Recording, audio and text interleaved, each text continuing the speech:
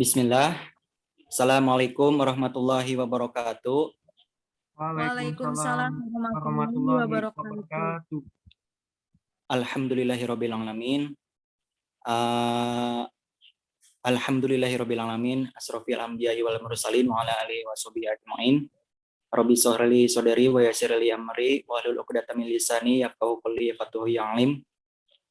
Oke, pada kesempatan kali ini kami dari kelas hukum dari Fakultas Hukum kelas 2B akan mempresentasikan dari mata kuliah yang dimumpuni oleh Bu Dika Anugrah, SHMH,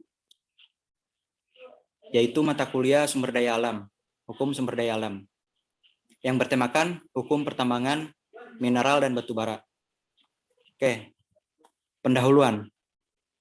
Hukum pertambangan tidak pernah lepas dari bagian lingkungan hidup dan merupakan anugerah Tuhan Yang Maha Esa, yang wajib dilestarikan dan dikembangkan kemampuannya agar tetap dapat menjadi sumber penunjangan hidup bagi manusia dan makhluk hidup lainnya. Demi kelangsungan dan peningkatan kualitas hidup itu sendiri. Istilah hukum pertambangan merupakan terjemahan dari bahasa Inggris yaitu mining law. Hukum pertambangan mineral dan batu bara merupakan kaidah hukum yang mengatur hukum dengan hubungan antara negara dan juga mineral batu bara tersebut yang mengatur hubungan antara negara dengan subjek hukum baik bersifat perorangan maupun badan hukum dalam rangka pengusahaan mineral dan batu bara. Oke, materi pertama akan dibawakan oleh teman saya itu Sylvia. Baik, pertama-tama perkenalkan, nama saya Sylvia Septiani. Di sini saya akan membacakan tentang hubungan yang diatur dalam hukum pertambangan mineral dan batu bara. Ada dua macam hubungan yang diatur dalam hukum pertambangan mineral dan batu bara, yaitu A. Mengatur hubungan antar negara dengan mineral dan batu bara.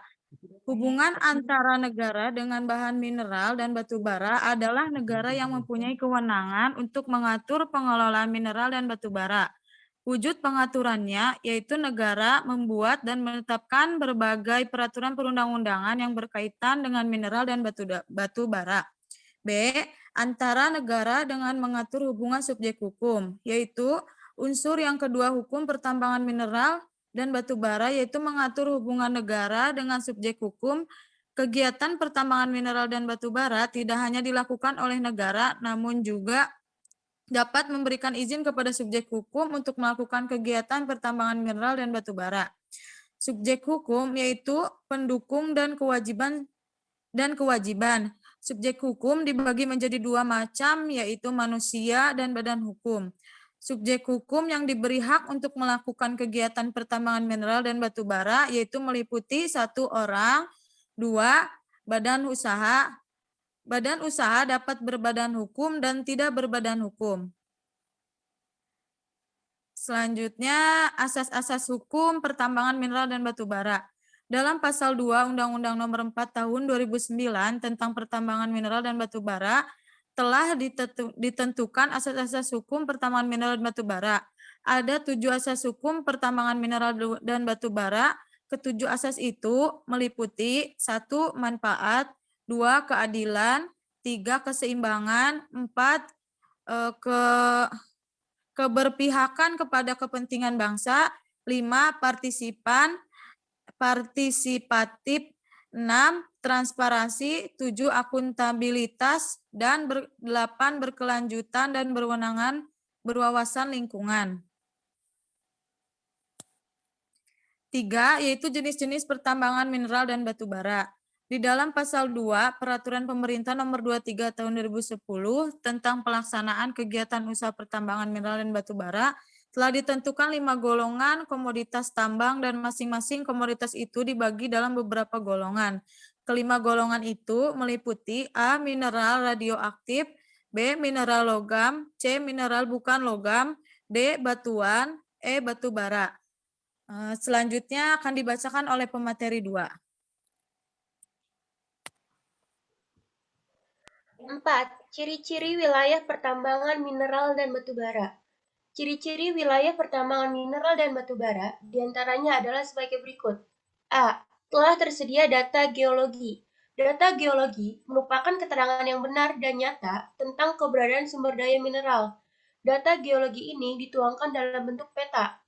B. Telah tersedia potensi geologi. Potensi geologi merupakan daya, kekuatan, atau kemampuan tentang mineral yang terdapat dalam wilayah pertambangan tersebut. C. Telah tersedia informasi geologi. Informasi geologi merupakan informasi yang berkaitan keberadaan potensi mineral dan batu bara. 5. Yang berhak mengajukan IUP atau izin usaha pertambangan. Yang dapat mengajukan IUP yaitu 1. Badan usaha, 2. Koperasi, 3. Perseorangan.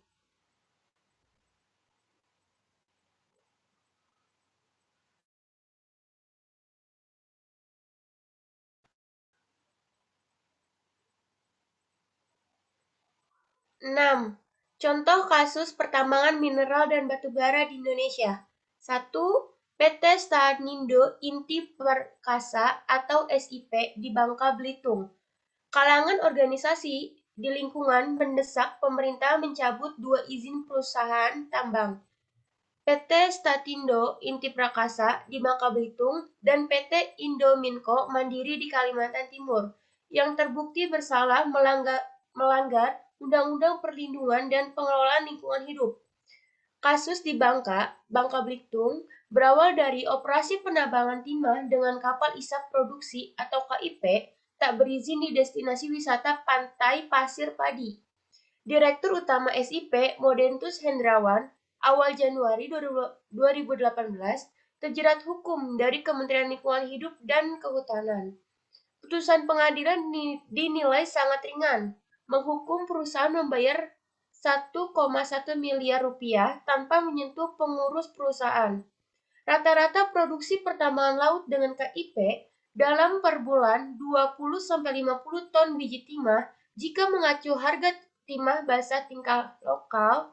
1 kilogram timah seharga Rp120.000. Sebulan bisa hasilkan 4,8 miliar. 2. PT Indominco Mandiri di Kalimantan Timur.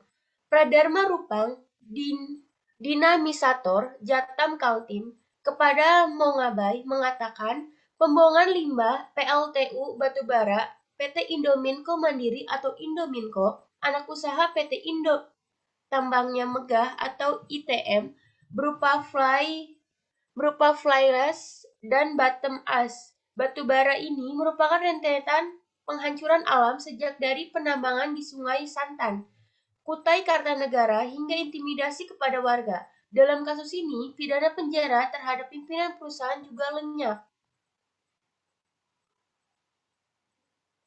Mengenai kasus Indominco, dalam putusan disebutkan perusahaan asal Thailand di bawah Bayung Group Banpu ini divonis dengan pasal 104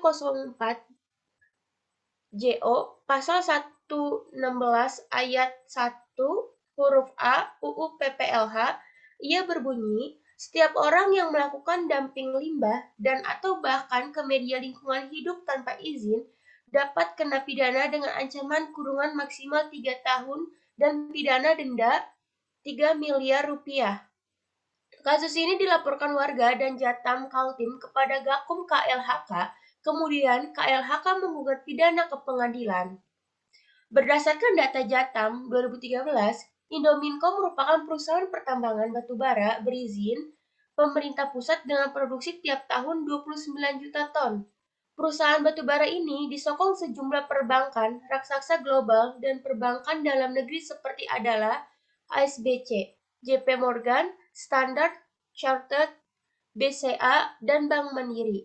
Berdasarkan catatan koalisi yang terdiri dari Walhi Nasional, Walhi Babel, dan Jatam Nasional, serta Jatam Kaltim, YLBHI, Kruha, KNTI, Kiara, dan ICW, ada 54 KIP timah di Bangka. Kerusakan dampak tambang ini antara lain tangkapan nelayan menurun, ekosistem terumbu karang dari monitoring Walhi Babel dengan penelitian Institut Pertanian Bogor menemukan air laut sudah melebihi baku mutu pada tersuspendi atau TSS.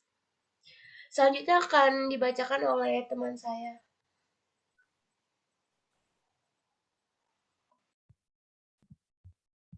Baik, perkenalkan, sebelumnya nama saya Muhammad Gifar Al-Gifari akan melanjutkan materi selanjutnya.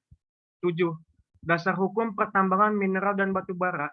Undang-Undang Nomor 4 Tahun 2009 Jo Nomor 3 Tahun 2020 menganut paham ultimatum remedium, sehingga tidak mengherankan apabila sanksi yang dikenakan cenderung berupa sanksi administratif dibanding menjatuhi sanksi pidana.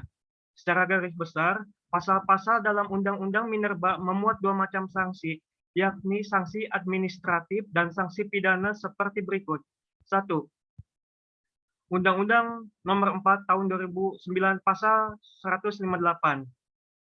Kedua, jenis pelanggarannya itu setiap orang yang melakukan usaha pertambangan tanpa IUP, IPR, dan IUPK sebagaimana dimaksud dalam pasal 37, pasal 40 ayat 3, pasal 48, pasal 67 ayat 1, pasal 74 ayat 1, dan 74 ayat 5. Yang ketiga, sanksi pidana pokok. Sanksi pidana berupa pertama, sanksi penjara paling lama 10 tahun, yang kedua, denda paling banyak sebesar 10 miliar rupiah. Yang kedua, bagian 1, Undang-Undang Nomor 4 Tahun 2009 Pasal 159. Bagian kedua, jenis pelanggaran yaitu pemegang IUP, IPR, dan IUPK yang dengan sengaja menyampaikan laporan sebagaimana dimaksud dalam pasal 43 ayat 1, pasal 70 huruf E, pasal 81 ayat 1, pasal 105 ayat 4, pasal 110, dan pasal 111 ayat 1 dengan tidak benar atau menyampaikan keterangan palsu.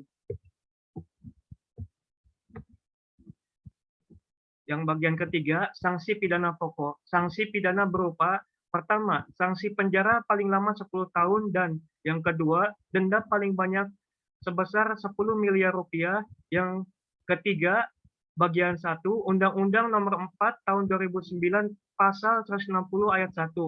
Yang bagian keduanya, jenis pelanggaran. Setiap orang yang melakukan eksplorasi tanpa memiliki IUP dan IUPK sebagaimana dimaksud dalam pasal 37 atau pasal 74 ayat 1. Yang bagian ketiganya, sanksi pidana pokok. Sanksi pidana berupa pertama, sanksi kurungan paling lama 1 tahun, atau yang bagian kedua, denda paling banyak sebesar 200 juta rupiah. Yang keempat, bagian 1, Undang-Undang Nomor 4 Tahun 2009 Pasal 160 ayat 2. Bagian 2, jenis pelanggaran yaitu setiap orang yang mempunyai IUP eksplorasi tetapi melakukan kegiatan operasi produksi. Yang bagian ketiga, sanksi pidana pokok, yakni sanksi pidana berupa pertama, sanksi penjara paling lama 5 tahun, dan yang kedua, denda paling banyak sebesar 10 miliar rupiah. Yang kelima, bagian 1, Undang-Undang Nomor 4 Tahun 2009 Pasal 161. Yang kedua, jenis pelanggaran. Setiap orang yang memegang IUP operasi produksi atau IUPK operasi produksi yang menampung, memanfaatkan, melakukan pengolahan dan pemurnian, pengangkutan, penjualan mineral dan batu bara yang bukan dari pemegang IUP, IUPK atau izin sebagaimana. Yang ketiga, sanksi pidana pokok. Sanksi pidana berupa pertama, sanksi penjara paling lama 10 tahun, yang kedua, denda paling banyak 10 miliar rupiah. Keenam, bagian 1, Undang-Undang Nomor 4 Tahun 2009 Pasal 162.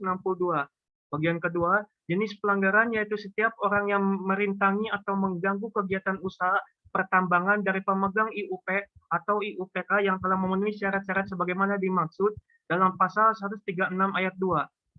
Yang bagian ketiga, sanksi pidana pokok. Sanksi pidana berupa pertama, sanksi penjara paling lama 1 tahun, dan yang kedua, denda paling banyak sebesar 100 juta rupiah. Ketujuh, bagian 1, Undang-Undang Nomor 4 Tahun 2009 Pasal 165. Bagian 2, jenis pelanggaran yaitu setiap orang yang mengeluarkan IUP, IPR, atau IUPK yang bertentangan dengan undang-undang ini dan menyalahgunakan kewenangannya. Bagian ketiga, sanksi pidana pokok. Sanksi pidana berupa pertama, sanksi penjara paling lama 2 tahun, Dan yang kedua, denda paling banyak sebesar 200 juta rupiah.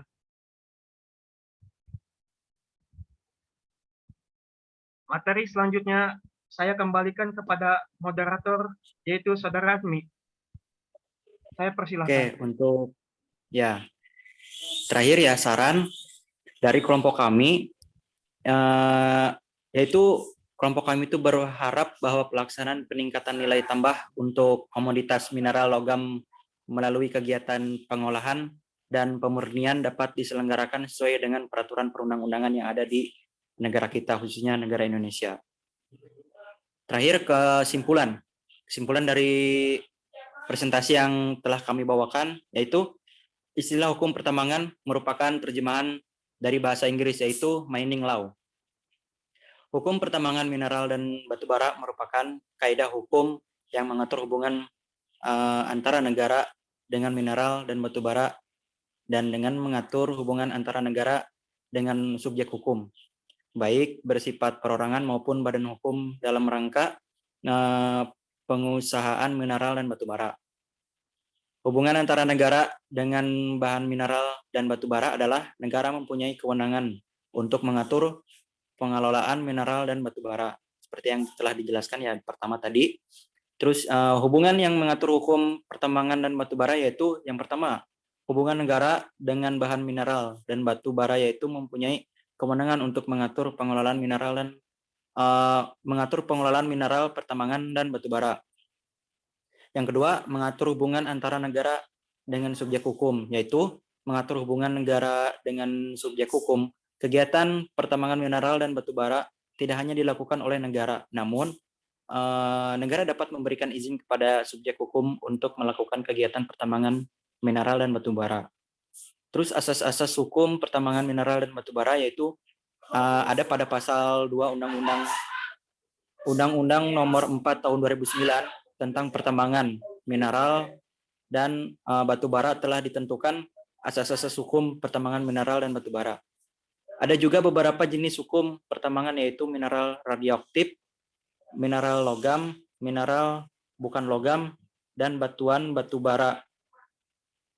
Memiliki ciri-ciri wilayah pertambangan mineral dan batubara, yaitu yang pertama, telah tersedia data geologi. Yang kedua, telah tersedia potensi geologi. Yang ketiga, telah tersedia informasi geologi. Mungkin itu saja materi yang bisa kelompok kami sampaikan. Kurang lebihnya mohon maaf. Ditutup. Wallahul muwaffiq ila aqwamit thoriq. Assalamualaikum warahmatullahi wabarakatuh. Waalaikumsalam Waalaikumsalam warahmatullahi warahmatullahi wabarakatuh. wabarakatuh.